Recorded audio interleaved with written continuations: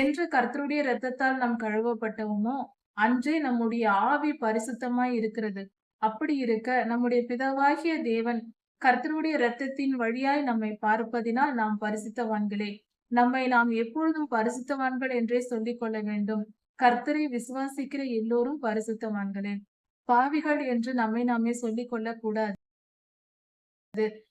நம்முடைய பிதாவாகிய தேவனுடைய அன்பும் ஆண்டவராகிய இயேசு கிறிஸ்துவின் கிருபையும் சமாதானமும் உங்கள் அனைவரோடும் கூட என்றென்றைக்கும் இருப்பதாக. தலைப்பு: நான் உன்னை விட்டு விலகுவதும் இல்லை, உன்னை கைவிடுவதும் இல்லை. உபாகமம் 13ஆம் அதிகாரம். இந்த பூமியில் உள்ள சில மனிதர்களும் அவர்களுடைய பொருட்களும் அவர்களுடைய மிருக ஜீவன்களும் தீட்டுப்படுகிறது என்று வேதம் சொல்லுகிறது. அதாவது ஒரு மனிதன் நல்லபடியாக கர்த்தருக்கு பிரியமாய் பரிசுத்தமாய் வாழ்ந்து கர்த்தருடைய ராஜ்யத்திற்குள் பிரவேசிக்க வேண்டும் என்றால் நாம் பரிசுத்தமாய் இருக்க வேண்டும். ஆனாலும் நம்முடன் இருக்கிறவர்களும் அப்படி இருக்கும்போது அது நமக்கு பரிசுத்தமான வாழ்வு என்பது சுலபமாகிவிடும். நம்முடைய நண்பர்கள், உற்றார் உறவினர், நாம் பழகுகிற மனிதர்கள், நாம் தினந்தோறும் சந்திக்கிறவர்கள், பேசுகிறவர்கள் எப்படிப்பட்டவர்களாய் இருக்கிறார்கள் என்பதை குறித்தும் நாம் சற்று கவனிக்க வேண்டிய காரியமாய் இருக்கிறது. அதாவது ஒரு பழமொழி சொல்வார்கள், உன் நண்பன் யார் என்று சொல், நீ யார் என்று, நீ எப்படிப்பட்டவன் என்று சொல்லுகிறேன் என்று சொல்வார்கள். அதுபோல நம்முடைய நண்பர்களாய் நாம் பழகக்கூடிய மனிதர்கள் எப்படிப்பட்டவர்கள் என்பதில் நாம் மிகவும் கவனமாய் இருக்க வேண்டும். துன்மார்க்கரோடும் பாவிகளோடும் நாம் சேரக்கூடாது. சங்கீதம் 1ஆம் அதிகாரம் படித்து பார்த்தால், துன்மார்க்கருடைய ஆலோசனையில் நடவாமலும் பாவிகளுடைய வழியில் நில்லாமலும் பரியாசக்காரர் உட்காரும் இடத்தில் உட்காராமலும் கர்த்தருடைய வேதத்தில் இரவும் பகலும் தியானமாயிருக்கிற மனிதன் பாக்கியவான். நம்முடன் இருக்கிற மனிதர்கள் யாராய் இருந்தாலும் அவர்கள் எப்படிப்பட்டவர்கள் என்பதை நாம் கவனமாய் இருக்க வேண்டும். நல்ல நண்பர்கள், நல்ல உறவுகள் நமக்கு தேவையானது.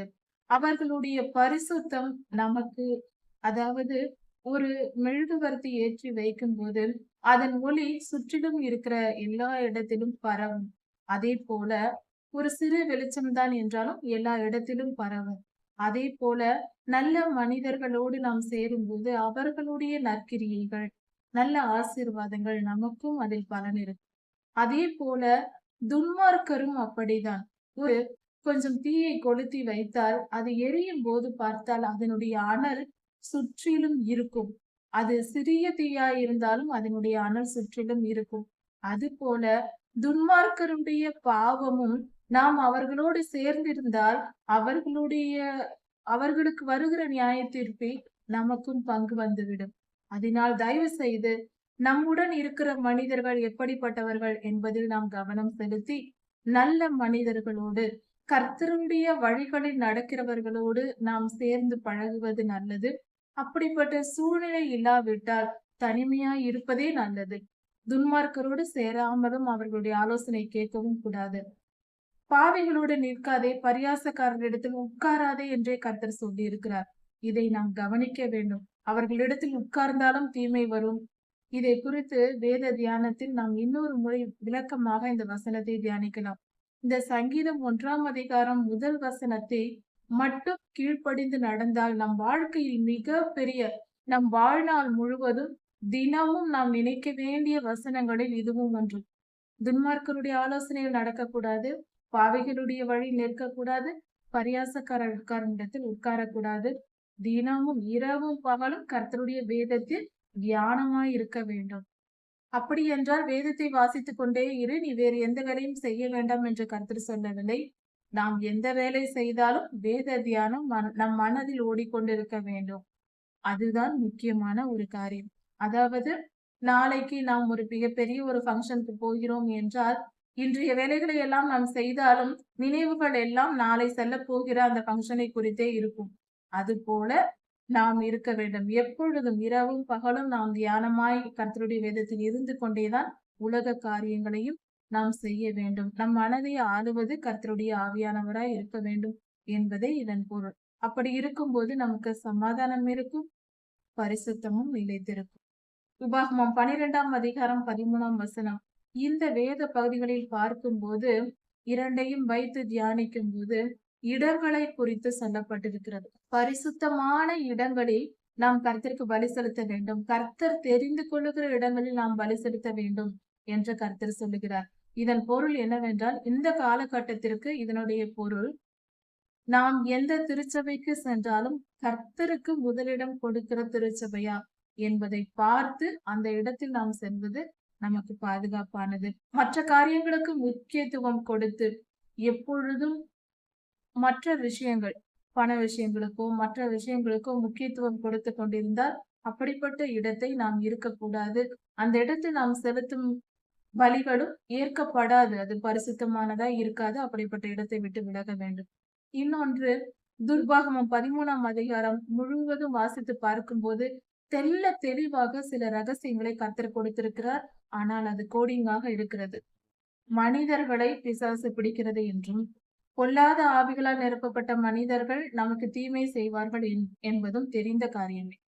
ஆனால் பொல்லாத ஆவிகளால் பிடிக்கப்படுகிற மனிதர்களில் அளவு முறை இருக்கிறது. கொஞ்சம் ஒரு சில ஆவிகள், சின்ன சின்ன ஆவிகள் பிடித்தவர்களுடைய செயல்கள் எளிமையான சிறு சிறு துன்பங்களை விளைவித்துக் கொண்டிருப்பார்கள்.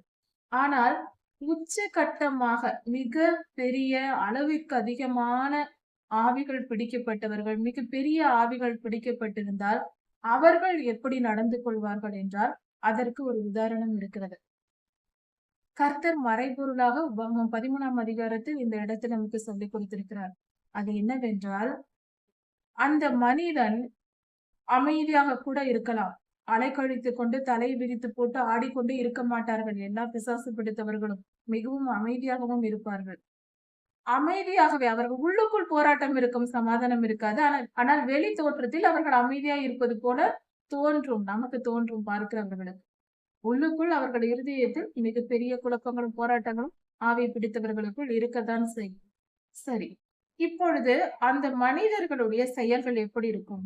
அந்த மனிதர்களுக்குரிய அடையாளம் என்னவென்றால், அவர்கள் கர்த்தரை விட்டு நம்மை பின்வாங்க செய்யும்படி பேசுவார்கள். அப்படிப்பட்டவர்களை விட்டு நாம் உடனே விலகிவிட வேண்டும். அவர்கள் என்ன செய்வார்கள் என்றால், கர்த்தரை விட்டு வா, நாம் இந்த பண்டிகை கொண்டாடலாம், இந்த திருவிழா கொண்டாடலாம், கர்த்தரை நீ நேசிக்காதே, நீ எதற்கு ஜெபிக்கிறாய், தேவையில்லாமல் எதற்கு நேரத்தை வீணடிக்கிறாய் என்று பேசுவார்கள். அது மட்டுமல்ல, நீ அதனால் பிரயோஜனம் என்ன, நீ ஜெபிப்பதினால் பிரயோஜனம் என்ன, வேதம் வாசிப்பதினால் பிரயோஜனம் என்ன என்று கர்த்தருடைய ஆவியானவரின் வழிநடத்துதலுக்கு விரோதமாக செயல்படுவார்கள். அப்படிப்பட்டவர்களும் அவர்கள் குடும்பத்தாரும் அவர்கள் வீட்டில் வளர்க்கிற மிருக ஜீவன்கள் எதுவாய் இருந்தாலும், அவர்கள் வீட்டில் இருக்கிற பொருள்கள் எல்லாவற்றிலும் பொல்லாத ஆவிகளின் கிரியைகள் இருக்கும். அந்த பொருள்களை நாம் தொடக்கூடாது, அந்த மிருக ஜீவன்களை தொடக்கூடாது, அவர்கள் குடும்பத்தாரோடு பழகக்கூடாது. அப்படிப்பட்ட மனிதன் யாராய் இருந்தாலும் உடனே அப்படிப்பட்ட மனிதனை விட்டு விலக வேண்டும். அந்த மனிதனும் அந்த மனிதனுக்குரிய எல்லா காரியங்களும், எல்லா பொருட்களும், உயிரினங்களும் எல்லாம் சபிக்கப்பட்டன. அந்த சபிக்கப்பட்ட அந்த பொருளை தொட்டாலோ, அந்த மனிதனுக்குரிய எந்த விஷயத்தை நாம் தொட்டாலோ, அதனால் நமக்கு தீமை விளையும். நம் குடும்பத்தில் சமாதானம் இருக்காது, நம்முடைய இருதயத்தில் சமாதானம் இருக்காது. இதை புரிந்து கொள்ள வேண்டும். அப்படி என்றால், ஒரு பொல்லாத ஆவியின் உச்சகட்ட நிலை, பாவத்தின் உச்சம் என்று ஒன்று இருக்கிறது அல்லவா? எதுவும் தொடக்கம் என்று ஒன்று இருக்கிறது. பாவம் தொடங்குகிற நிலை என்று, முடிவின் நிலை என்று இருக்கிறது. அப்படிப்பட்ட மனிதர்களை கர்த்தர் நியாய தீர்ப்பு நாளுக்காக வைத்திருப்பார். அப்படிப்பட்டவர்களை நாம் முகம் கொடுத்து பேசுவதோ, நல்வாழ்த்துக்கள் சொல்வதோ கூடாது. அவர்களை விட்டு உடனே விலகுவதே நமக்கு நல்லது. இந்த வேத பகுதியை தயவு செய்து எல்லோரும் உபாகமம் 13ஆம் அதிகாரத்தை நன்றாக வாசிக்க வேண்டியது மிக மிக மிக முக்கியமானது. ஒவ்வொரு மனிதனும் வாசிக்க வேண்டும்.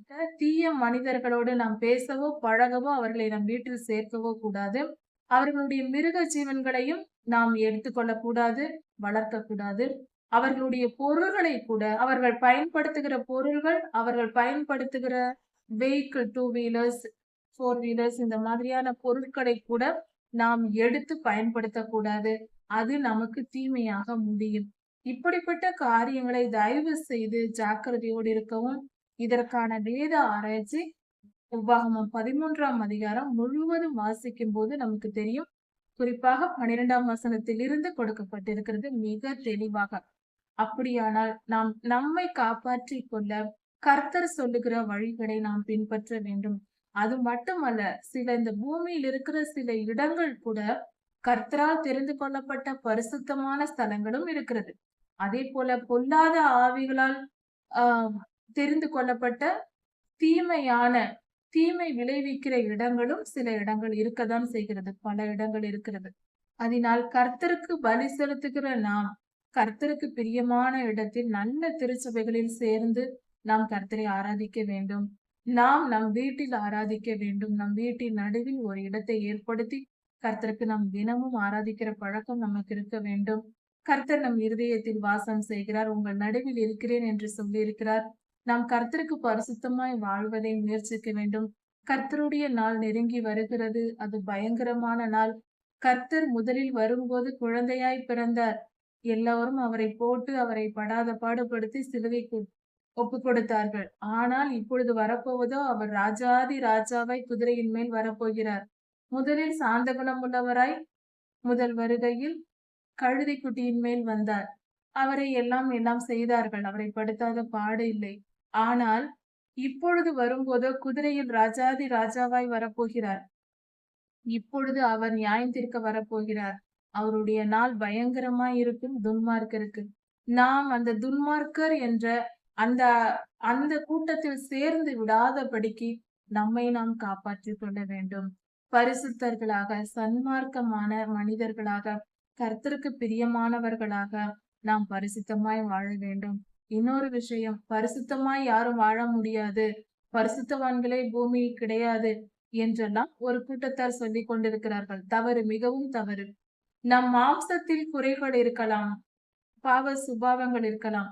என்று கர்த்தருடைய இரத்தத்தால் நாம் கழுவப்பட்டோமோ அன்றே நம்முடைய ஆவி பரிசுத்தமாய் இருக்கிறது. அப்படி இருக்க நம்முடைய பிதாவாகிய தேவன் கர்த்தருடைய இரத்தத்தின் வழியாய் நம்மை பார்ப்பதினால் நாம் பரிசுத்தவான்களே. நம்மை நாம் எப்பொழுதும் பரிசுத்தவான்கள் என்றே சொல்லிக் கொள்ள வேண்டும். கர்த்தரை விசுவாசிக்கிற எல்லோரும் பரிசுத்தவான்களே. பாவிகள் என்று நம்மை நாமே சொல்லிக் கொள்ள கூடாது. பாவ சுபாவங்கள் நமக்குள் இருக்கலாம். நாம் பாவம் கூட செய்து கொண்டிருக்கலாம். ஆனால் நாம் பாவிகளாக இல்லை. என்று நாம் கர்த்தரை ஏற்றுக்கொண்டு ரட்சிக்கப்பட்டோமோ அன்றே நாம் பரிசுத்தமாகி விட்டோம். நாம் பாவம் செய்தாலும் கூட நாம் இப்படி செய்து விட்டோமே என்ற குற்ற உணர்வு நமக்குள் வருகிறது அல்லவா? அதுவே பரிசுத்தத்தின் அடையாளம். நாம் விட்டு விடுவோம். பாவம் ஒரே நாளில் ஒரு மனிதனை விட்டு போய்விடாது. மாம்சத்தில் ஒட்டி கொண்டிருக்கும். ஆவியில் ஒரே நிமிஷத்தில் போய்விடும். கர்த்தருடைய ரத்தம் பட்ட உடனே மாம்ச சுபாவத்தில் திரும்ப திரும்ப மற்ற காரியங்களை பார்க்கும் போது எந்தவித பாவமாயிருந்தாலும் கொஞ்சம் கொஞ்சமாக விலகும். நம்முடைய மரண நாள் அல்லது இந்த உலகத்தை விட்டு போகும் நாளில் மகா பரிசுத்தமாய் நாம் மாறி விடுவோம். கர்த்தர் மாற்றி விடுவார். ஆனால் ரட்சிக்கப்பட்ட யாரும் நம்மை பாவி என்று சொல்லிக் கொள்ளக்கூடாது. அப்படி சொல்லிக் கொண்டால் நம் ஆவி மீண்டும் மீண்டும் பாவி என்று அது மிகவும் தவறானது. அப்படி சொல்லிக் கொள்ளவே கூடாது. அதனால் கர்த்தருக்கு பிரியமாய் நடப்போம். கர்த்தருடைய ராஜ்யத்திற்குள் பிரவேசிக்க பரிசுத்தவான்கள் நாம் பரிசுத்தவான்களாகவே வாழ்வோம் என்று நிச்சயித்துக் கொள்வோம். முதலில் புரிந்து கொள்வோம். நம் ஆத்துமா மிக பரிசுத்தமாக நம்முடைய இறுதி நாள் தான் முடிவடையும். அது மிக பரிசுத்தமானதாக மாறும். கடைசி நாளில், நம் வாழ்நாளின் கடைசி நாளில் தான் மாறும். ஆவியோ ரட்சிக்கப்பட்ட நாளிலேயே பரிசுத்தமாய்விடும். கர்த்தரின் பார்வையில் நாம் ரட்சிக்கப்பட்ட எல்லோரும் பரிசுத்தவான்களே. தேவ நீதி என்பது அது.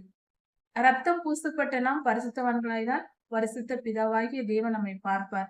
அதனால் நாம் நம்மை பாவி என்று சொல்லிக்க கூடாது. அவர் பரிசுத்தவான்கள் என்று நம்மை சொல்லும் போது நாம் நம்மையே பாவி என்று சொல்லிக் கொண்டால் அது முரண்பாடான பேச்சு. அது மிகவும் தவறு. பாவி என்று நம்மை அறிக்கை செய்யக்கூடாது. கர்த்தரை யார் விசுவாசித்தாலும் அவரே தெய்வம் என்று ஏற்றுக்கொண்ட எல்லோரும் பரிசுத்தவான்களே. கர்த்தருக்கு பிரியமாய் நடப்போம். அவருடைய ராஜ்யத்திற்குள் பிரவேசிப்போம். கர்த்தருடைய வருகைக்கு ஆயத்தப்படுவோம். அவர் நம்மை விட்டு விலகுவதும் இல்லை, நம்மை கைவிடுவதும் இல்லை. உபாகமம் 14ஆம் அதிகாரம். இந்த வேத பகுதியில் மாமிச உணவுகள் எதை எதை சாப்பிடலாம், எதை சாப்பிடக்கூடாது என்பதை குறித்து சொல்லப்பட்டிருக்கிறது. அதை குறித்து சற்று ஆராய்ந்து பார்ப்போம். இந்த வேத பகுதியில் கர்த்தர், நீங்கள் எனக்கு பரிசுத்தமான ஜனங்கள், கர்த்தருக்கு பரிசுத்தமானவர்கள் என்று சொல்லியிருக்கிறார். இதை நாம் முதலில் எல்லோரும் மனதில் பதித்துக் கொள்ள வேண்டும். நாம் எல்லோரும் பாவிகள் என்று அறிக்கை செய்கிறேன் என்று சொல்லிக் கொண்டிருக்க கூடாது. நாம் பாவிகளாய் பிறந்திருக்கலாம். பிறக்கும் போது எல்லோரும் பாவிகளாக இருக்கிறோம். நம்முடைய மாம்ச குணங்கள் இருக்கிறது. இன்றும் கூட நம்மிடத்தில் குறைபாடுகள் உண்டு. கர்த்தர் எதிர்பார்க்கிற பரிசுத்தம் நம்மிடத்தில் இருக்காது. நம்மிடத்தில் சில குறைகள், நிறைகள் எல்லாம் இருக்கதான் செய்யும். ஆனாலும் ரட்சிக்கப்பட்டு கர்த்தருடைய நாமத்தை ஏற்றுக்கொண்ட ஒவ்வொருவரும், ஆண்டவராகிய இயேசு கிறிஸ்துவை தெய்வமாக ஏற்றுக்கொண்ட ஒவ்வொருவரும் ஆண்டவராகிய இயேசு கிறிஸ்துவின் இரத்தத்தால் கழுவப்பட்டிருக்கிறோம். நம்முடைய ஆவி கழுவப்பட்டிருக்கிறது. அதனால் நாம் பரிசுத்தவான்களாக பரலோகத்தின் பார்வையில் எண்ணப்படுகிறோம். நாம் பரிசுத்தவான்கள் தான். நம்முடைய ஆத்மாவில் சுபாவங்கள் இன்னும் இருக்கலாம். ஆனாலும் நம்முடைய இறுதி நாளில் அது முடிவடைந்து விடும். ஆனால் இப்பொழுதோ நம்முடைய ஆவி ஒரே நிமிஷத்தில் கர்த்தருடைய நாமத்தை நாம் என்று ஏற்றுக்கொண்டோமோ, ரட்சிக்கப்பட்டோமோ, ரட்சிக்கப்பட்ட அதே நாளில் நம் ஆவி உடனே பரிசுத்தமாகிவிட்டது. அதனால் பரலோகம் நம்மை பரிசுத்தவான்களாகவே பார்க்கிறது. அதை புரிந்து கொண்டு பரலோகத்தின் பார்வைதான் நம்முடைய பார்வையும் இருக்க வேண்டும். கர்த்தருடைய பார்வை எப்படி இருக்கிறதோ அப்படிதான் நாமும் நினைக்க வேண்டும். அதுதான் ஒத்து போகுதல், ஒரு மனம் என்பது. பரிசுத்த ஆவியானவரின் வழி நடத்துதலா இருக்கிறது. கர்த்தருக்கு பிடித்தவைகள் நமக்கும் பிடிக்க வேண்டும். கர்த்தருக்கு பிடிக்காத காரியங்கள் நமக்கும் பிடிக்க கூடாது. அதுதான் கர்த்தருடைய பிள்ளைகளுக்கு அழகு. அப்படி இருக்க நம்மை கர்த்தர் பரிசுத்தவான் என்று சொல்லி இருக்க நாம் நம்மை பாவி என்று அறிக்கை செய்யக்கூடாது. ஒரு மனிதன் பாவி என்று தன் மனதில் தீர்மானித்து விட்டால் அவன் பரிசுத்தமாய் வாழ முயற்சி செய்ய மாட்டான். ஏற்கனவே கொலை செய்து விட்டு நான் கொலைகாரன் தான், அதனால் நான் எப்பொழுதும் கொலைகாரன் தான், எப்பொழுது எனக்கு தண்டனை கிடைத்தாலும் கொலைகாரனுக்குரிய தண்டனை தான் கிடைக்கும், அதனால் மீண்டும் கொலை செய்கிறேன் என்பான்.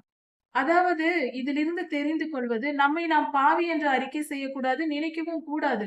நம் ஆவி பரிசுத்தமாகிவிட்டது. அதனால் நாம் பரிசுத்தவான்கள் என்று நினைக்கும் போதே, ஐயோ நாம் பரிசுத்தவான்கள், நான் போய் இந்த காரியத்தை செய்வேனா, நான் போய் பேசுவேனா, நான் புறம் கூறுவேனா, நான் செய்யக்கூடாதாயிற்றே, நான் பரிசுத்தவானாயிற்றே, பரிசுத்தமாய் வாழ வேண்டுமே என்கிற எண்ணம் தோன்றும். அதனால் நம்மை நாம் முதலில் பரிசுத்தவான்கள் என்று நம்புவோம். அது உண்மை, அது சத்தியம்.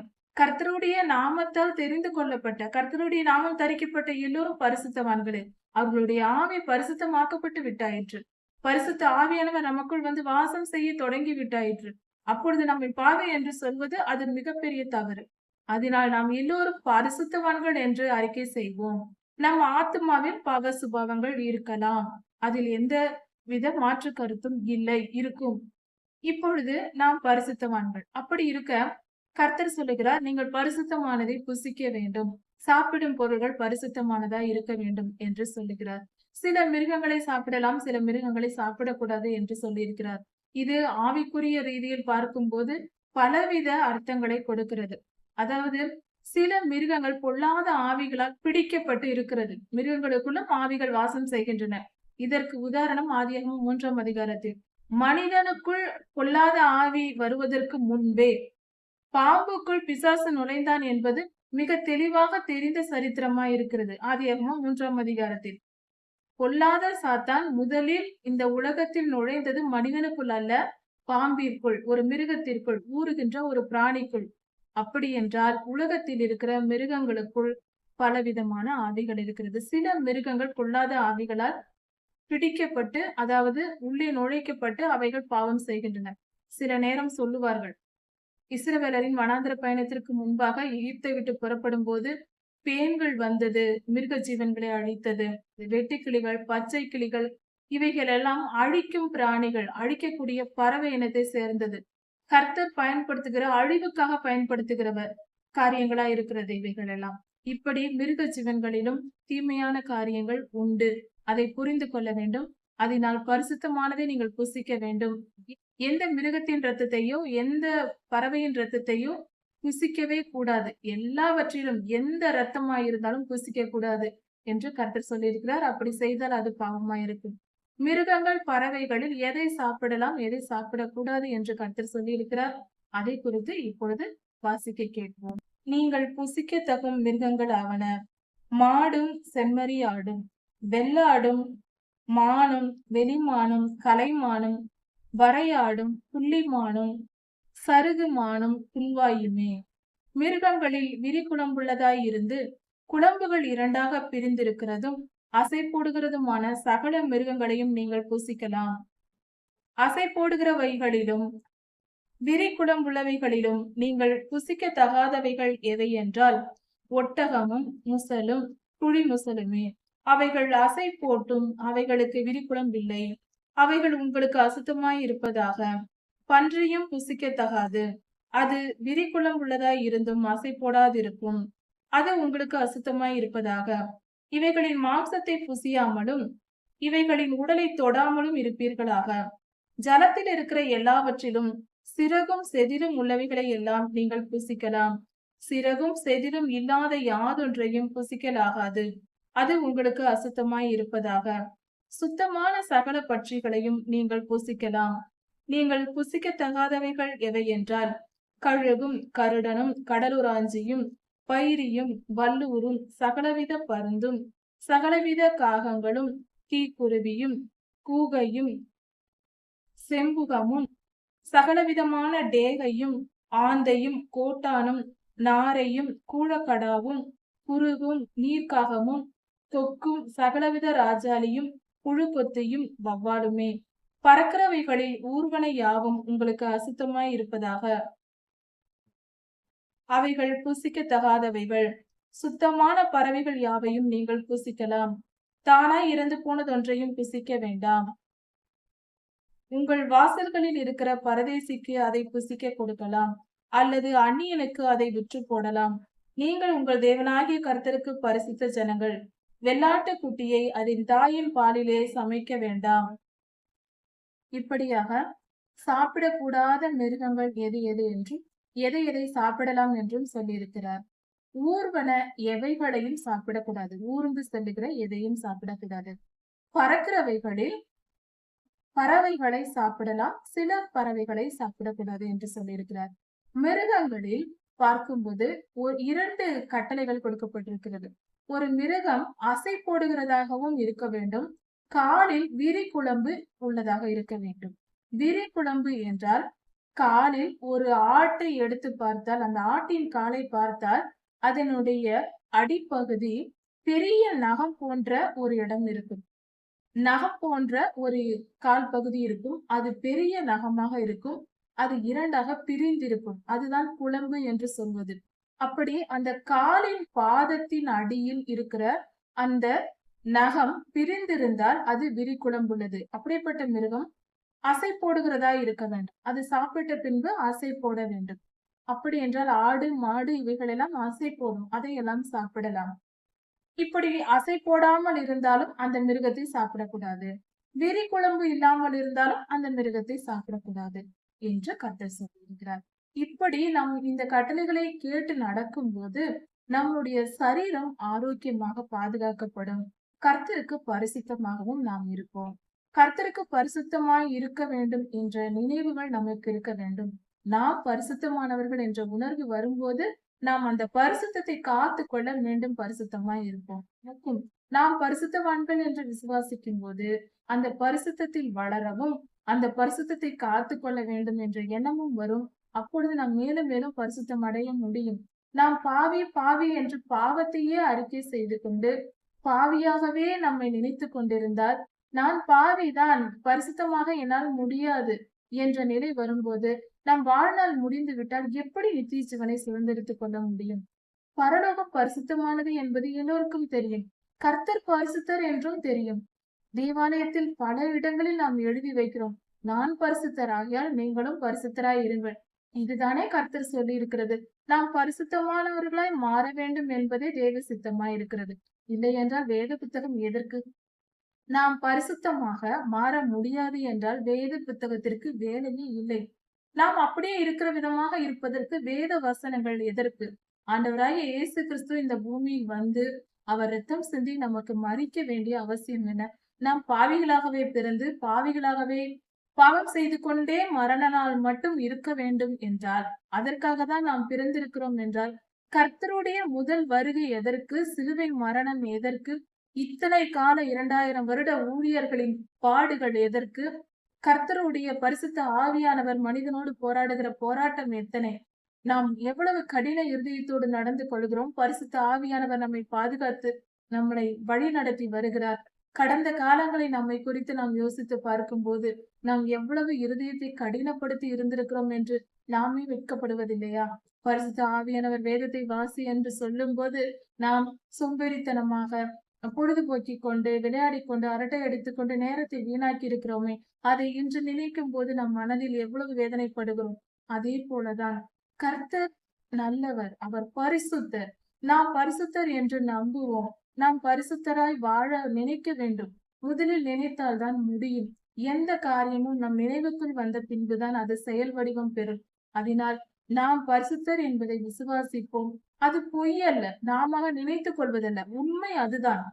நம் ஆவி ஆண்டவராகிய இயேசு கிறிஸ்துவின் ரத்தம் படும்போது நாம் ரட்சிக்கப்பட்ட அதே நாளில் பரிசுத்தம் அடைந்து விடுகிறது. கர்த்தர் நம்மை பார்க்கும்போது ஆவியின் தோற்றத்தில் நம்மை பார்க்கிறார். அப்பொழுது நம்மை பரிசுத்தவான் என்று சொல்லுகிறார். இதற்கு உதாரணமாக உபாகமம் 14ஆம் அதிகாரம் 2ஆம் வசனத்தில் கர்த்தர் சொல்லியிருக்கிறார், நீங்கள் எனக்கு பரிசுத்தமான ஜனங்கள் என்று அவரே சொல்லியிருக்கிறார். கர்த்தர் சொன்னார் அல்லவா இஸ்ரவேல் ஜனங்களை நோக்கி. அப்பொழுது அவர்கள் பாவம் செய்யாமல் இருந்தார்களா? அவர்கள் மீறுதல் செய்யவில்லையா? மீறினார்கள். அந்த பாவ சுபாவங்கள் அவர்களுக்குள் இருந்தது. ஆனால் கர்த்தர் சொல்கிறார், நீங்கள் எனக்கு பரிசுத்தமான ஜனங்கள் என்று. ஆனால் அந்த இஸ்ரவேலர்களின் செயல்களை கொஞ்சம் குறித்து ஆராய்ந்து பார்க்கும்போது அந்த காலத்திலிருந்து இன்று வரை கர்த்தருக்காக பக்தி வைராக்கியத்தோடு பாடுபடுகிற தன் ஜீவனை கொடுத்த இஸ்ரவேலர்களின் எண்ணிக்கை எத்தனை கோடி இருக்கும்? யோசித்து பார்ப்போம். கர்த்தருக்காக ரத்தம் சிந்தி கர்த்தருடைய வேத வசனங்களை பாதுகாத்து இன்று புறஜாதியார் என்று சொல்லப்படுகிற உலகத்தின் மக்கள் எல்லோருக்கும் வேத புத்தகத்தை பாதுகாத்து வைத்து கொடுத்தது அவர்கள் அல்லவா? இன்றும் கர்த்தருடைய நாமத்தை தரித்துக் கொண்டு உலகெங்கும் வாழ்ந்து கொண்டிருக்கிறவர்கள் கர்த்தருடைய பிள்ளைகளாகிய இஸ்ரவேலர்கள் அல்லவா? இஸ்ரவேலரின் ஒரு கோத்திரம்தான், யூத கோத்திரம் மட்டும்தான், அதுவும் கொஞ்சம் பேர் மட்டும்தான் இஸ்ரவேல் தேசத்தில் இருக்கிறார்கள். இஸ்ரவேலர்களின் மீதி 11 கோத்திரங்களும் உலகெங்கும் பரவி இருக்கிறது என்பதை மறந்துவிட வேண்டாம். அதில் நாமும் கூட இருக்கலாம், யார் அறிவார்? உலகெங்கும் இஸ்ரவேலர்கள் நிரம்பி இருக்கிறார்கள். கர்த்தருடைய ஜனங்கள் பரிசுத்தவான்கள். புரிந்து கொள்வோம், நம் வாழ்க்கையை நாம் உணர்ந்து கொள்வோம். நாம் பரிசுத்தவான்கள் என்பது உண்மை. கர்த்தருடைய இரத்தத்தால் கழுவப்பட்டவர்கள், கர்த்தரை மனதார தெய்வமாய் ஏற்றுக்கொண்ட எல்லோரும் பரிசுத்தவான்களே, ஆவியில் பரிசுத்தவான்களே. அதனால் நாம் பாவம் செய்யக்கூடாது. நாம் பரிசுத்தர் என்பதனால் நாம் பாவம் செய்யக்கூடாது. அது நமக்கு அழகல்ல.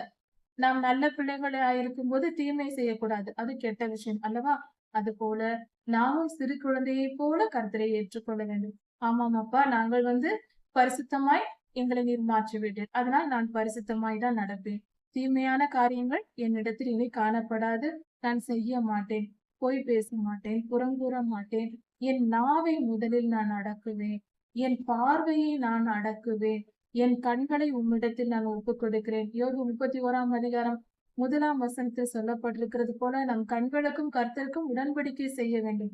கர்த்தாவே, என் பார்வை உம் மேல்தான் இருக்கும். என் கண்கள் பரிசுத்தரை உம்மை மட்டுமே காணும், உம்மை நேசிக்கும். என் ஆவி உம்மோடே களி கூறும் என்று கர்த்தரோடு உடன்படிக்கை செய்ய வேண்டும். பரிசுத்தமாய் வாழ வேண்டும். நாம் பரிசுத்தர் என்பதை விசுவாசிப்போம். உபாகமம் 14ஆம் அதிகாரம் 22ஆம் வசனம் முதல் 29ஆம் வசனம் வரை. தசம பாகம் ஏன் கொடுக்க வேண்டும் என்பதை குறித்து நாம் தியானிப்போம். கர்த்தர் இஸ்ரவேல் ஜனங்களுக்கு நீங்கள் தசம பாகம் கொடுக்க வேண்டும் என்று சொன்னார். அதாவது நம்முடைய விளைச்சல்களில், விவசாய நிலத்தில் விளைகிற தானியங்கள், பழங்கள், எல்லாவித பொருட்களிலும் தசம பாகம் கொடுக்க வேண்டும். தசம பாகம் என்றால் என்ன? நம்மிடத்தில் விளைகிற தானியத்திலும் விளைச்சல்கள் எல்லாவற்றிலும் 10ல் 1 பங்கை எடுத்து கர்த்தருக்கென்று கர்த்தருடைய தேவாலயத்தில் கொண்டு வந்து நாம் காணிக்கை கொடுக்க வேண்டும். தசம் என்றால் 10 என்று பொருள். 10ல் ஒரு பங்கை நாம் கொண்டு வந்து கர்த்தருக்கென்று காணிக்கை கொடுக்க வேண்டும். கர்த்தர் சொல்லுகிறார், எப்பொழுதும் நாம் கர்த்தருக்கு பயந்திருக்கும்படி. உபாகமம் 14ஆம் அதிகாரம் 22ஆம் வசனத்தில் சொல்லப்பட்டிருக்கிறது. எப்பொழுதும் நாம் கர்த்தருக்கு பயந்திருக்கும்படி இதை செய்யுங்கள். இதை வருஷந்தோறும் நாம் செய்ய வேண்டும். ஒவ்வொரு வருடமும் நம் விளைச்சல்களில் 10ல் ஒரு பங்கை கர்த்தருடைய சன்னதியில் கொண்டு வந்து காணிக்கை கொடுக்க வேண்டும் என்று சொல்லப்பட்டிருக்கிறது.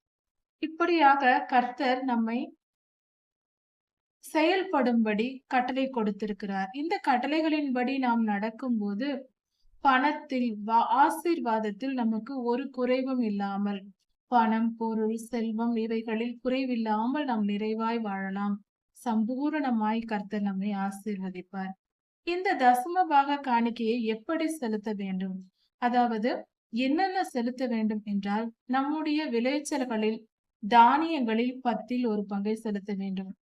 கனிகள், மற்ற பழங்கள் போன்ற எல்லாவித பொருட்களிலும், எண்ணெயிலும், திராட்சை ரசத்திலும் எல்லாவற்றிலும் 10ல் ஒரு பங்கை நாம் கர்த்தருக்கென்று காணிக்கை செலுத்த வேண்டும். அது மட்டும் அல்லாமல் நாம் வளர்க்கிற மிருக ஜீவன்கள், ஆடு, மாடு போன்ற கால்நடைகளில் இருந்து நம் விளைச்சல்களில் 10ல், அதாவது அந்த கால்நடைகளில் முதல் ஈற்றாக தலையீற்றானவைகளை கர்த்தருக்கென்று நாம் காணிக்கை செலுத்த வேண்டும். இப்படி இஸ்ரவேலர்கள் எருசலேமில் கொண்டு வந்து தேவாலயத்தில் செலுத்த வேண்டும் என்று அந்த காலத்தில் கொடுக்கப்பட்டது. இப்பொழுது நாம் திருச்சபைகளில் நாம் காணிக்கையும் தசம பாகமும் செலுத்துகிறோம். இப்படியாக கர்த்தர் சொல்லியிருக்கிறார். அப்படி இருக்கும்போது அந்த தசம பாகம், காணிக்கை போன்றவைகளை எடுத்து கொண்டு வர கடினமாய் இருந்தால், வெகு தூரத்தில் இருந்தால், எருசலேமில் இருந்து வேறு நாடுகளில் இருப்பவர்கள், தூர தேசத்தில் இருப்பவர்கள் கொண்டு வந்து கொடுப்பதற்கு கடினமாக இருக்கும். ஆடு மாடுகளை கொண்டு வருவதற்கும் அந்த தானியங்களை சுமந்து வருவதற்கும் மிகவும் கடினமாக இருக்கும் அல்லவா? அதனால் கர்த்தர் சொல்லுகிறார், அப்படி நீங்கள் வெகு தொலைவிலிருந்து வர வேண்டும் என்றால் அந்த பொருள்களை எல்லாவற்றையும் உங்கள் இடத்திலேயே விற்று பணமாக எடுத்து கொண்டு வந்து எருசலேமில் உள்ள தேவாலயத்தில் அந்த பணத்தில் அந்த பொருட்களை எல்லாம் வாங்கி நீங்கள் இங்கு கர்த்தருக்கு பலி செலுத்தலாம் என்று கர்த்தர் சொல்லியிருக்கிறார். இப்படியாக கர்த்தருக்கு நாம் தசம பாகத்தையும் காணிக்கையும் செலுத்த வேண்டும் என்று அந்த காலத்தில் இஸ்ரவேலருக்கு சொல்லப்பட்டது. இந்த காலத்திலும் நாம் திருச்சபைகளில் இந்த தசம பாகத்தையும் காணிக்கையையும் நாம் செலுத்த வேண்டும். அதில் எந்த மாற்று கருத்தும் இல்லை. இப்பொழுதும் நாம் செலுத்த வேண்டும். 10 கட்டளைகளை கடைபிடிக்க வேண்டும் என்றால் அது பழைய ஏற்பாடு, அது இப்பொழுது தேவையில்லை என்று சொல்லுகிறார்கள். தசம பாகம், காணிக்கை போன்றவைகளும் பழைய ஏற்பாட்டு கால கட்டளைகள் தான். உபாகமம் 14ஆம் அதிகாரத்தில் இதை கொடுத்திருக்கிறார். அப்படி என்றால் இதையும் விட்டு விடலாமா? அடுத்ததாக கர்த்தர் இப்படி இஸ்ரவேல் ஜனங்களுக்கு தசம பாகத்தையும் காணிக்கையையும் கொடுக்க சொன்னார். அப்படி சொல்லி இருக்கும்போது அந்த தசம பாகத்தையும் காணிக்கையையும் அவர்கள் தேவாலயத்தில் கொண்டு வந்து அங்கிருக்கிற லேவியர்களோடு, தங்களுடைய லேவியர்கள், தங்கள் வீட்டின் அருகில் இருக்கிற தங்களோடு இருக்கிற லேவியர்களுக்கு உதவி செய்ய வேண்டும். ஏனென்றால் லேவியர்கள் கர்த்தருடைய ஊழியக்காரர்களை குறிக்கும். இந்த காலத்தில் கர்த்தருடைய ஊழியக்காரர்கள் கர்த்தருக்கென்று ஊழியம் செய்கிறார்கள். அதனால் அவர்கள் மற்ற வேலைகளை செய்து சம்பாதிக்க முடியாது. மற்ற வேலைகளை செய்து சம்பாதிக்க முடியாது. அதனால் அவர்களுக்கு நாம் போஷித்து வழி நடத்த வேண்டியது, கர்த்தருடைய ஊழியக்காரர்களை தாங்க வேண்டியது நம்முடைய பொறுப்பாய் இருக்கிறது. அதனால் உன்னுடைய லேவியர்களை நீ கைவிட்டு விடாதே என்று சொல்லியிருக்கிறார். அது மட்டும் அல்லாமல் திக்கற்றவர்களையும் விதவைகளையும் நாம் கைவிட்டு விடக்கூடாது. நம்மிடத்தில் இருக்கிற அந்நியர்களை கைவிட்டு விடக்கூடாது. இந்த தசம பாகத்தோடும் காணிக்கைகளோடும் தலையீற்றுகளின் பலிகளையும் கொண்டு வந்து தேவாலயத்தில் செலுத்தும் போது நாம் அனைவரையும் கூட்டி வர வேண்டும். திக்கற்றவர்களுக்கு உதவி செய்ய வேண்டும், அந்நியர்களுக்கு உதவி செய்ய வேண்டும். நம்மிடத்தில் இருக்கிற வேலைக்காரர்கள், நம்மிடத்தில் உள்ளவர்களையும் நாம் நேசித்து, விதவைகள் போன்றவர்களை நாம் அவர்களுக்காக நம்மிடத்தில் உள்ள ஆசீர்வாதத்தில் அவர்களுக்கும் பங்கு கொடுத்து அவர்களையும் பாதுகாக்க வேண்டும். இப்படி நற்காரியங்களை நாம் செய்யும் போது கர்த்தர் நம்மை ஆசீர்வதித்து பழுகி பெருக பண்ணுவார். நம்முடைய விளைச்சல்களை அதிகமாக்கி கொடுப்பார். நம்முடைய எல்லா ஆசீர்வாதங்களையும் நம்முடைய தேவைகள் எல்லாம் நிறைவாய் இருக்கும். நாம் பலருக்கு கொடுத்து பழகும்போது, கொடுக்கிற மனம் உள்ளவர்களிடத்தில் கர்த்தர் அதிகமாய் கொடுப்பார். கர்த்தர் ஒரு வசனத்தை நமக்கு கொடுத்திருக்கிறார். கர்த்தர் மாறுபாடு உள்ளவனுக்கு மாறுபாடு உள்ளவராக தோன்றுவார். கர்த்தர் நாம் இரக்கத்தை காட்டும்போது, நாம் பிறர்க்கு இரக்கத்தை நாம் காட்டும்போது, நாம் பிறர் பாவங்களை மன்னிக்கும்போது, நம்முடைய பாவங்களை கர்த்தர் மன்னிப்பார் என்று வேதவசனம் சொல்லுகிறது. பிறர் கடன்களை நாம் மன்னிக்கும்போது, நம்முடைய கடன்கள் மன்னிக்கப்படும். அதுபோல நாமும் மற்றவர்களுக்கு இரக்கம் காட்டி, ஏழை எளியவர்களை நாம் ஆதரித்து, அவர்களை பாதுகாத்து, அவர்களுக்கு நீதி நியாயங்களை செய்து, நம்முடைய ஆசீர்வாதத்தில் அவர்களையும் போஷித்து நாம் வழி நடத்தும்போது, கர்த்தர் நம்மை ஆசீர்வதிப்பார். நாம் அவர்களுக்கு இரங்கி செய்கிற காரியங்கள், அவர்களுடைய கஷ்டத்தை நாம் புரிந்து கொள்ளும்போது, ஏழைகள், விதவைகள், திக்கற்றவர்களின் வேதனையை நாம் அறிந்து நடக்கும்போது, நம்முடைய பிரச்சனைகளையும், நம்முடைய பாடுகள், நம்முடைய கஷ்டங்கள், தேவைகள் எல்லாவற்றையும் கர்த்தர் உணர்ந்து நம்மை ஆசீர்வதிப்பார். கர்த்தர் மிகவும் நல்லவர், பெரியவராய் இருக்கிறார். ஆனால் நாமும் அப்படிப்பட்டவர்களாய் இருக்க வேண்டும் என்பதே கர்த்தருடைய சித்தமாய் இருக்கிறது. நாம் பிறரை போஷிக்கிறவர்களாகவும், பிறருக்கு கொடுக்கிற மனமுடையவர்களாகவும் வாழ வேண்டும் என்பதே தேவ சித்தமாய் இருக்கிறது. இதை நாம் புரிந்து கொண்டு நடக்க வேண்டும்.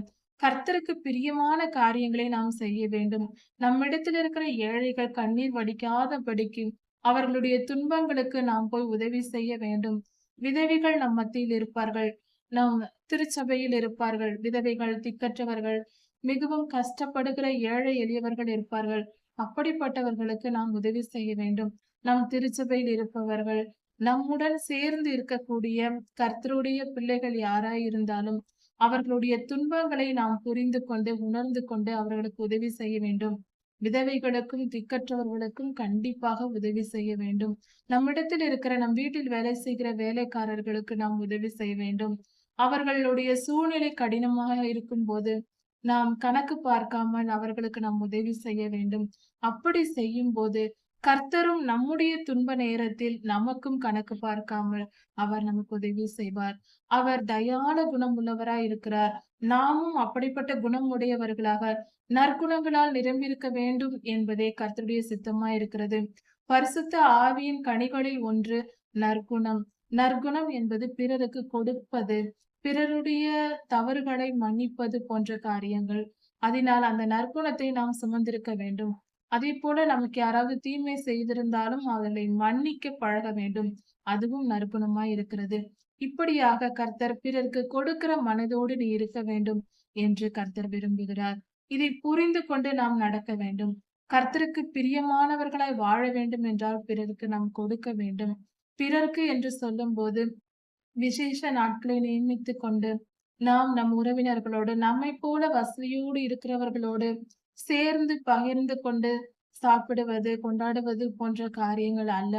ஏழைகளுக்கும், விதவைகளுக்கும், திக்கற்றவர்களுக்கும், நமக்கு திருப்பி செய்ய முடியாதவர்களுக்கு நாம் உதவி செய்வது. அதுதான் கர்த்தருக்கு பிரியமான காரியமா இருக்கிறது. இப்படிப்பட்ட காரியத்தை நாம் செய்ய பழகிக் கொள்ள வேண்டும். கர்த்தருக்கு பிரியமான காரியமா இது இருக்கிறது. ஏழைகளின் துன்பத்தை, அவர்கள் கண்ணீரை நாம் அறிந்து கொள்ள வேண்டும், புரிந்து கொள்ள வேண்டும். ஒருவர் பசியோடு இருக்கும்போது அவர்களுக்கு ஆகாரம் கொடுக்க வேண்டும். அவர்கள் குளிருக்கு போர்த்திக் கொள்ள போர்வை இல்லாத போது, நல்ல துணிமணி இல்லாதவர்களை கண்டால் அவர்களுக்கு உடனே உதவி செய்ய வேண்டும். அவர்கள் தங்கும் இடம் இல்லாமல் இருப்பார்களானால் அதற்குரிய ஏற்பாட்டை நாம் செய்ய வேண்டும். இப்படிப்பட்ட காரியங்களை தான் கர்த்தர் உதவி என்று சொல்லுகிறார். ஏற்கனவே பெரிய வசதி இருப்பவர்களுக்கு மேலும் மேலும் நாம் ஏதாவது கொடுத்து உதவி செய்ய வேண்டும். சில பேர் இதில் எச்சரிக்கையாக இருக்க வேண்டும். சில பேர் இச்சை கொண்டிருப்பார்கள். அவர்களுக்கு சாப்பாடு, துணிமணி எல்லா வசதிகளும் இருக்கும். இருந்தாலும் யாராவது எதையாவது கொடுத்தால் பெற்றுக்கொள்ளலாம் என்ற நோக்கத்தோடயே இருப்பார்கள். இச்சைக்கு இடம் கொடுத்து இன்னும் அதிகமாக எனக்கு ஒரு 5 ஸ்டார் ஹோட்டலில் சாப்பிட வேண்டும் என்று தோன்றும் என்று ஆசைப்படுவார்கள். அவர்கள் பசியோடு இல்லை. நல்ல ஆகாரம் இருக்கிறது, நல்ல உடை இருக்கிறது.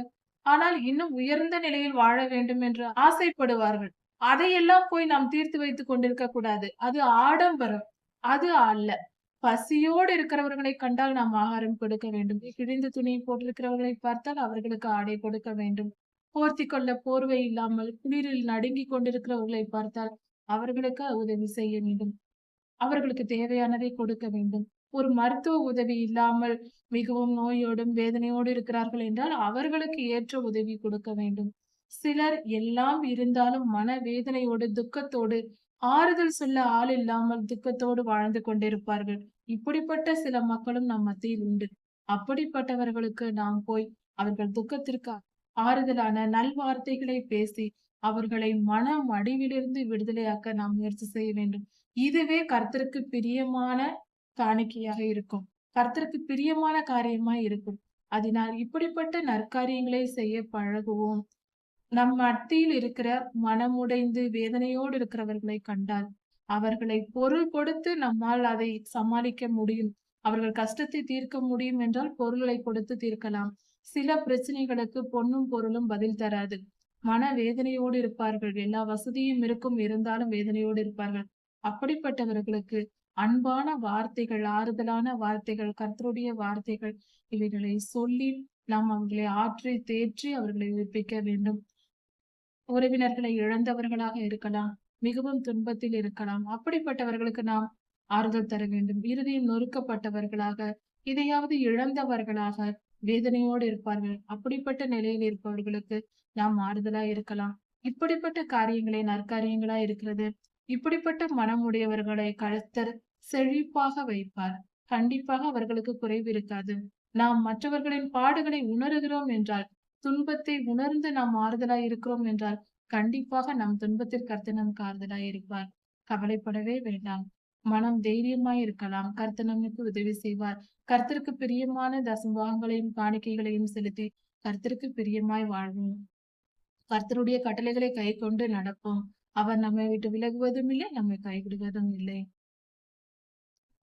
கடன் கொடுப்பது வாங்குவதை பற்றியும் காது குத்தும் பழக்கம் எப்படி வந்தது என்பதை குறித்தும் பஸ்கா பண்டிகையை குறித்தும் இந்த செய்தியில் பார்க்கலாம். இஸ்ரவேலர்கள் 7ஆம் வருடத்தை ஓய்வு வருடமாக அனுசரிக்க வேண்டும் என்று கர்த்தர் கட்டளை கொடுத்திருக்கிறார். அதன்படி ஒவ்வொரு முறை 7வது வருடமும் செய்ய மாட்டார்கள். விவசாய வேலை செய்ய மாட்டார்கள்.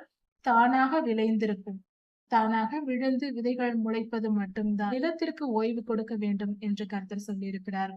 அதே போல ஓய்வு வருடத்தை இவர்கள் ஆசரிக்க வேண்டும். அந்த ஓய்வு வருடத்திற்கு முன்பாக இவர்கள் யாருக்கு கடன் கொடுத்திருந்தாலும் அந்த கடனை 7ஆம் வருடத்தில் அவர்கள் மன்னித்து விட வேண்டும்.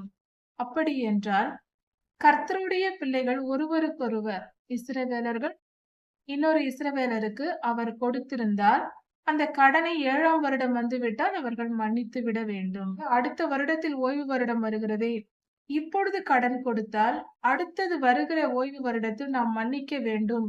அதனால் நான் கடன் கொடுக்க மாட்டேன் என்று வசதியாய் இருக்கிறவர்கள் நினைக்க கூடாது. ஏழையாகிய நம்முடைய சகோதரர் ஒருவர் வந்து, எனக்கு கடினமாய் இருக்கிறது, என்னுடைய பண தேவை அதிகமா இருக்கிறது, உதவி செய்யுங்கள் என்று வந்து கேட்கும்போது, நம்முடைய சகோதரரில் ஒருவராய் இருக்கும்போது அவர்களுக்கு நாம் உதவி செய்ய வேண்டும். அப்படி என்றால் கர்த்தருடைய பிள்ளைகள் ஒருவருக்கொருவர் கஷ்டங்களில் கடினமான சூழ்நிலை ஏற்படும் போது ஒருவருக்கொருவர் உதவி செய்து கொள்ள வேண்டும். எந்தவித உதவியானாலும் முக்கியமாக பண உதவிகளை செய்து கொள்ள வேண்டும் என்று கர்த்தர் சொல்லுகிறார். அப்படி கர்த்தருடைய பிள்ளைகள் ஒருவருக்கொருவர் கடன் கொடுக்கும் போது அந்த கடனுக்கு வட்டி வாங்கக்கூடாது என்று கர்த்தர் சொல்லுகிறார். அந்நியரிடத்தில் நாம் வட்டி வாங்கலாம், ஆனால் கர்த்தருடைய பிள்ளைகள் ஒருவருக்கொருவர் வட்டி வாங்கக்கூடாது. நம் திருச்சபையில் இருப்பவர்களாகவோ நம் உறவினர்களாகவோ கர்த்தருடைய பிள்ளைகளாக இருப்பவர்கள் யாராயிருந்தாலும் ஏழ்மை நிலையில் பண கஷ்டத்தில் இருந்தால் அவர்கள் உதவி என்று கேட்கும் போது நாம் கண்டிப்பாக உதவி செய்ய வேண்டும். நம்மிடத்தில் வசதி இருக்கும் போது கண்டிப்பாக நம்மால் செய்ய முடியும், அதை செய்ய வேண்டும். அவர்களிடத்தில் அந்த கடனை கொடுக்க முடியாத சூழ்நிலை நீண்ட நாட்களாக நீடித்திருந்தால் அவர்களை மன்னித்து விட வேண்டும். நம்மை போல அவர்களும் கர்த்தருடைய பிள்ளைகள் கஷ்டப்படுகிறார்கள் என்று நாம் மன்னிக்க பழக வேண்டும். அதே சமயத்தில் அவர்களுக்கு நாம் வட்டி வாங்கக்கூடாது. திருப்பி கொடுக்கும் போது அவர்களிடத்தில் வட்டி வாங்கக்கூடாது. அந்நியரிடத்தில் நாம் வட்டி வாங்கலாம். ஏழைகளை நாம் கவனித்துக் கொள்ள வேண்டும். நம் மத்தியில் இருக்கிற நம்முடைய கர்த்தருடைய பிள்ளைகள் யாராய் இருந்தாலும் அவர்களுக்கு நாம் உதவி செய்ய வேண்டும். அவர்கள் சூழ்நிலையை புரிந்து இரக்கமுடையவர்களாய் நாம் நடந்து கொள்ள வேண்டும் என்பது கர்த்தருடைய சித்தமாய் இருக்கிறது. அடுத்தது இந்த வேத பகுதியில் காது குத்துதலை பற்றி சொல்லப்பட்டிருக்கிறது. அதாவது அந்த காலத்தில் எபிரேயர்கள், அதாவது இஸ்ரவேலர்கள் ஒருவருக்கொருவர், அதாவது ஒரு இஸ்ரவேலர் மிகுந்த ஏழ்மை நிலையில் இருக்கும்போது ஒரு பணக்கார எபிரேயர் ஒருத்தருடைய வீட்டில் போய் இவர்கள் அண்டிக் கொள்கிறார்கள், அடிமையாக வாழ்கிறார்கள் என்றால் அவர்களுடைய 6 வருடம் அவர்கள் அடிமையாக வேலை செய்கிறார்கள், பணத்தை பெற்று கடன் அடைத்து விட்டு. அப்படிப்பட்ட சூழ்நிலையில் 7ஆம் வருடம் வரும்போது அந்த அடிமையை இந்த பணம் கொடுத்து வாங்கியவர் விடுதலையாக்கி விட வேண்டும். அவர்கள் போகும்போது அவர்களுக்கு நிறைவாய் பணம், பொருள், தன்னிடத்தில் உள்ள பொருள்களை கொடுத்து அனுப்ப வேண்டும் தாராளமாக என்று கர்த்தர் சொல்லியிருக்கிறார். இப்படி செய்யும் போது அந்த முதலாளியின் இடத்தில் அடிமையாக இருந்தவர்கள் முதலாளியின் கனிவான நடத்தையினாலும் அந்த இடத்தில் அவர்கள் போஷித்ததினாலும் நான் உங்களை விட்டு போக மாட்டேன், நிரந்தரமாக உங்களிடத்திலேயே இருக்கிறேன் என்று சொல்வார்களானால் அவர்களிடத்தில் வேலை பார்க்கிற அந்த வேலையாட்கள் அந்த மனிதனுடைய காதை பிடித்து அந்த அவர்கள் வீட்டில் இருக்கிற கதவில் வைத்து, அந்த காதின் நுனியை கதவில் வைத்து அதில் ஒரு கம்பியை குத்தி அந்த இடத்தில் காது குத்தி அவர்கள் நிரந்தரமாக அடிமையாக்கி கொள்வார்கள். அந்த மனிதனும் அந்த மனிதனுடைய குடும்பமும் அதிலிருந்து அந்த வீட்டிலேயே வாழலாம். இப்படியாக ஒரு பழக்கம் இருந்தது. இந்த பழக்கம் தான் இன்றும் இந்தியாவில் தமிழர்கள் மத்தியில் காது குத்தும் பழக்கம் இருக்கிறது. அது ஒரு திருவிழா போல கொண்டாடப்படுகிற ஒரு நாளாகவும் செய்கிறார்கள். அதை சந்தோஷமாக கொண்டாடுகிறார்கள். இந்த பழக்கம் இப்படி எபிரேயர்களிடமிருந்து வந்தது. எபிரேயர்களிடமிருந்து வந்தது என்றால் இதில் ஒரு கேள்வியும் எழும்புகிறது. இஸ்ரவேலர்களின் 11 மிச்சமுள்ள யூதர்களை தவிர மற்ற கோத்திரத்தார் 11 கோத்திரத்தாரும் உலகமெங்கும் சிதறி போனார்கள் என்று வேதவசனம் சொல்லுகிறதே. ஒருவேளை இந்தியாவிலும் நுழைந்திருக்கலாம், தமிழர்கள் மத்தியிலும் அவர்கள் இருந்திருக்கலாம் என்று தோன்றுகிறது. இந்தியர்களும் தமிழர்களும் ஒருவேளை அந்த 11 கோத்திரத்தில் உள்ள மனிதர்களும் இதில் இருக்கலாம் என்று தோன்றுகிறது. அடுத்ததாக உபாகமம் 16ஆம் அதிகாரம். இந்த வேத பகுதியில் கர்த்தர் பஸ்கா பண்டிகையை குறித்து சொல்லியிருக்கிறார். பஸ்கா பண்டிகை எப்படி அனுசரிக்க வேண்டும்? இஸ்ரவேலர்களின் முதலாம் மாதமாகிய ஆபீப் என்ற மாதத்தை நாம் கவனிக்க வேண்டும். அந்த மாதத்தின் 14ஆம் தேதியில் மாலை நேரத்தில், சாயங்கால நேரத்தில் அவர்கள் பஸ்கா பலியை அடித்து புசிக்க வேண்டும் என்று கர்த்தர் சொல்லியிருக்கிறார்.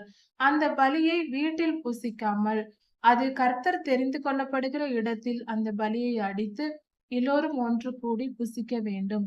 குடும்பத்தார் அனைவரோடும் சபையில் கர்த்தர் சொல்லுகிற இடத்தில் பலி கொடுக்க வேண்டும். அது திருச்சபையில் பலி கொடுத்து அவர்கள் சாப்பிட வேண்டும் என்று கர்த்தர் சொல்லுகிறார். அப்படி அந்த பண்டிகையை நாம் அனுசரிக்க வேண்டும். இந்த பஸ்கா பலி என்பது ஆண்டவராகிய இயேசு கிறிஸ்துவின் சிலுவை மரணத்தை குறிக்கிறதா இருக்கிறது. கர்த்தருடைய பஸ்கா பலி என்பது நம்முடைய பாவங்களை மன்னிக்க அவர் பரிசுத்த பலியாக பலி கொடுக்கப்பட்டார். அந்த சிலுவை மரணத்தை தான் இந்த பஸ்கா பலி குறிப்பிடுகிறது, இந்த பண்டிகை குறிப்பிடுகிறது. இந்த நாளில் நாம் ஓய்ந்திருந்து கர்த்தரை தியானித்து வேத வசனங்களை தியானித்து கர்த்தருடைய சமூகத்தில் உபவாசித்து ஜெபிப்பது நலமாயிருக்கும். இந்த பஸ்கா பலி அன்று புளிப்பில்லா அப்பம் புசிக்க வேண்டும். அதாவது ஈஸ்ட் சேர்க்காத கோதுமை மாவை பிசைந்து அப்பமாக சுட்டு அதை சாப்பிடுவார்கள். அந்த காலத்தில் அது பழக்கமாய் இருந்தது. இன்று சப்பாத்தி என்று கூட நாம் சொல்லுவோம். அப்படிப்பட்ட அந்த புளிப்பில்லா அப்பத்தை தான் சாப்பிட வேண்டும். புளிப்புள்ள அப்பம் என்பது பிரெட்டை குறிக்கும். பிரெட் சாப்பிடாமல் வெறும் சப்பாத்தியாக அவர்கள் சாப்பிட்டார்கள். இப்ப அந்த நாளில் வெட்டப்பட்ட ஆட்டுக்குட்டி, பஸ்கா ஆட்டுக்குட்டி, அதை விடியற் காலத்திற்குள் சமைத்து புசித்து விட வேண்டும். விடியற் காலம் வரைக்கும் வைத்திருக்க கூடாது. பின்பு அவர்கள் வீட்டிற்கு விடியற் காலத்தில் திரும்ப வேண்டும் என்று கர்த்தர் சொல்லியிருக்கிறார்.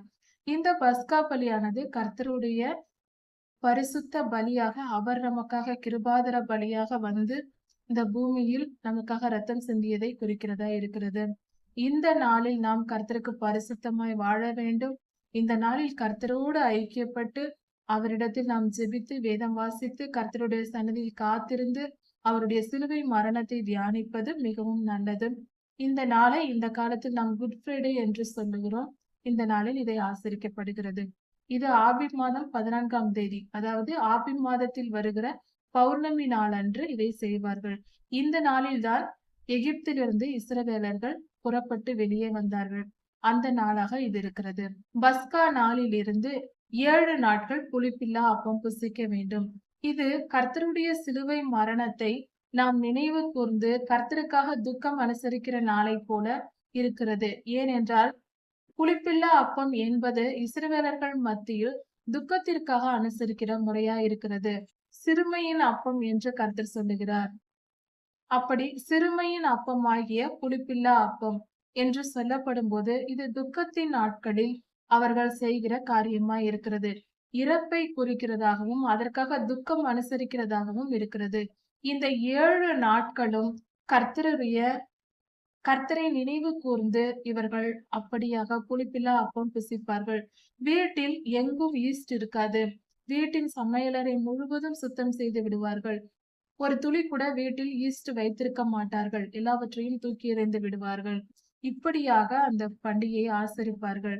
இதன் பொருள் என்னவென்றால், நம்மிடத்தில் இருக்கிற எந்த பாவமும் இருக்கக்கூடாது. புளிப்பு என்பது பாவத்தை குறிக்கும். நம்மை நாம் மனம் திரும்பி சுத்திகரித்துக் கொள்ளுகிற ஒரு நாளாக இந்த நாளை நாம் அனுசரிக்க வேண்டும். இந்த நாள் ஒரு நாள், வருடத்தில் ஒரு நாள் மட்டுமல்ல.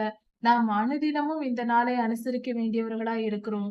கடைசி காலத்தில், கடைசி நேரத்தில் இருக்கிறோம். ஒவ்வொரு நாளும் நம் இருதயத்தை ஆராய்ந்து, நாம் செய்கிற பாவங்களை நாம் நினைத்து பார்க்க வேண்டும். நம்மிடத்தில் என்ன குறை உண்டு? தவறான காரியங்களை ஏதாவது பார்த்திருக்கிறோமா? தவறான விஷயங்களை பேசி இருக்கிறோமா? தவறான செய்திகளை காதில் கேட்டிருக்கிறோமா? பாவத்தை தூண்டுகிற எந்த செயலும் தவறானதா இருக்கிறது. அதை ஏதாவது நாம் செய்திருக்கிறோமா? தவறான இடங்களுக்கு போயிருக்கிறோமா? தவறான செய்கைகளை நாம் செய்திருக்கிறோமா?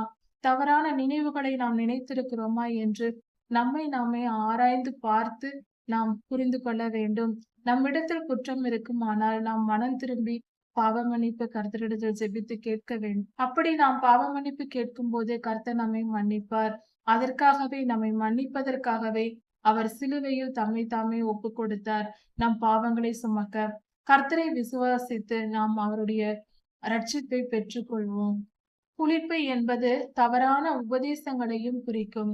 அதனால் தவறான உபதேசங்கள் நம் திருச்சபையில் இருக்குமானால் அவைகளையும் நாம் கலைந்து விட வேண்டும். நம்மிடத்தில் தவறான எண்ணங்கள், தவறான போதனைகள் இருக்குமானால், வீணான காரியங்கள், அதாவது தவறானது என்று சொல்லும் போது கர்த்தரால் கொடுக்கப்படாத பண்டிகை ஆசரிப்புகள், கர்த்தரால் கொடுக்கப்படாத வேதத்தில் சொல்லப்படாத காரியங்கள் எதையெல்லாம் நாம் பின்பற்றுகிறோமோ அதையெல்லாம் எடுத்துவிட வேண்டும். உதாரணமாக கிறிஸ்துமஸ் பண்டிகை, கர்த்தருடைய பிறப்பின் பண்டிகையை நாம் கொண்டாடலாம். அதில் தவறு இல்லை. ஆனால் கிறிஸ்துமஸ் அன்று கர்த்தரை நாம் நினைக்காமல் சாண்டா கிளாஸையும் ஸ்டாரையும் கிறிஸ்துமஸ் ட்ரீயையும் வைத்துக் கொண்டு அதை விக்கிரகமாக்க கூடாது. இவைகளை எல்லாம் நாம் அகற்றி போட்டு கர்த்தருடைய பிறப்பை, ஆண்டவராகிய இயேசு கிறிஸ்துவின் நாமத்தையே நாம் தியானிக்க வேண்டும். கர்த்தர் உபாகமத்தில் நமக்கு என்ன சொல்லியிருக்கிறார்? உன் கண்களிடையே உன்னுடைய வசனங்கள் உனக்கு நினைவு கூறுதலாய் இருக்க வேண்டும். உன் கண்களுக்கு நடுவே ஞாபக குறியாய் இருக்க வேண்டும். உன்னுடைய வாசல் நிலைகளில் அதை நீ எழுதி வைக்க வேண்டும் என்றெல்லாம் கர்த்தர் சொல்லியிருக்கிறாரே. கர்த்தர் அதை நினைக்க வேண்டும் என்று வசனத்தை தான் சொல்லியிருக்கிறார். கிறிஸ்துமஸ் ட்ரீயையோ, கிறிஸ்துமஸ் தாத்தாவாகிய அந்த ட்ரெஸ்ஸையோ, அந்த தொப்பியையோ அல்லது ஸ்டார்களையோ கட்டி நாம் செய்யக்கூடாது. இதையெல்லாம் விக்கிரகங்களாக இருக்கிறது. இதை நம் மத்தியில் இருக்கிற இந்த அசுத்தங்களை நாம் அகற்றி போட வேண்டும். கர்த்தர் சொல்லப்படாத எல்லா காரியங்களும் அசுத்தமானதே. வேதத்தில் எந்த இடத்திலும் இந்த பொருள்களை பற்றி சொல்லப்படவில்லை. டிசம்பர் 25ஆம் தேதி கர்த்தர் பிறந்தார் என்றும் எந்த இடத்திலும் கொடுக்கப்படவில்லை. கர்த்தர் பிறந்த தேதி இந்த உலகத்தில் எந்த மனிதனுக்கும் யாருக்கும் தெரியாது. அப்படி இருக்க நாம நினைத்து கொண்டு செய்யக்கூடாது. கர்த்தருடைய பிறப்பின் பண்டிகையை கொண்டாடலாம். எந்த நாளில் வேண்டுமானாலும் செய்யலாம். ஒரு நாளை குறித்து கொண்டு கர்த்தர் எனக்காக பிறந்தார் என்று சந்தோஷப்பட்டு களி கூறலாம். அதில் தவறில்லை. ஆனால் அந்த களி கூறுதலில் கர்த்தரே நாயகராக இருக்க வேண்டும். கர்த்தரை நினைக்க வேண்டும். ஆண்டவராகிய இயேசு கிறிஸ்துவை நினைக்க வேண்டும். மற்ற பொருள்களை நினைக்க கூடாது. இன்று புறஜாதியாரின் மத்தியில் கிறிஸ்துமஸ் என்றால் அவர்களுக்கு நினைவாக என்ன வருகிறது? கிறிஸ்தவர்கள் வைத்திருக்கிற பலூன்கள், ஸ்டார்கள், அந்த சாண்டா கிளாஸ் டிரெஸ் மற்றும் கிறிஸ்துமஸ் ட்ரீ, மரம் இவைகள் தான் அவர்களுக்கு ஞாபகமாக வரும். அடையாளமாக தெரியும். இயேசு கிறிஸ்துவை யார் நினைக்கிறார்கள்? கிறிஸ்துமஸ் என்று சொன்னாலே இந்த பொருள்கள் தான் நம் மனதிலேயே வரும். யோசித்து பார்ப்போம். இப்படிப்பட்ட விஷயங்கள், இன்னும் சொல்லப்போனால் கேக் போன்ற பொருள்கள், இப்படிப்பட்ட விஷயங்களை நம்மிடத்தில் அகற்றி போட்டு, கிறிஸ்துமஸ் என்றது கிறிஸ்துமஸ் என்றால் கிறிஸ்துவை நினைக்கக்கூடிய நாளாக இருக்க வேண்டும். அந்த நாளில் கர்த்தரையே நினைக்க வேண்டும். அவர் பிறந்த நாளை அவரை நினைத்து நாம் கொண்டாட வேண்டும். இதையும் நாம் கவனிக்க வேண்டும். இப்படியாக நாம் கர்த்தருக்கு பிரியமாய் நடக்க பழகுவோம். கர்த்தர் நான் உன்னை விட்டு விலகுவதும் இல்லை, உன்னை கைவிடுவதும் இல்லை என்று சொல்லியிருக்கிறார். கடைசி நாட்களில் வாழ்ந்து கொண்டிருக்கிறோம். நாம் நம்மை சுத்திகரித்துக் கொள்ள வேண்டியது அவசியம். இத்தனை காலம் பல பாரம்பரியங்கள், பலவிதமான சூழ்நிலைகள் எல்லாம் வந்து கிறிஸ்தவத்தை, கர்த்தருடைய மக்களை பலவிதமாக குழப்பி போட்டிருக்கிறது. இவைகளையெல்லாம் நீக்கி போட்டு வேத வசனத்தை தியானித்து அதன்படி வாழ கற்றுக்கொள்வோம். குறைகளை நீக்கி போடுவோம். நிறைவுகளை கொண்டாடுவோம். கர்த்தர் உங்களை ஆசீர்வதிப்பாராக. இதன் தொடர்ச்சியை அடுத்த செய்தியில் பார்க்கலாம். மாரநாதா.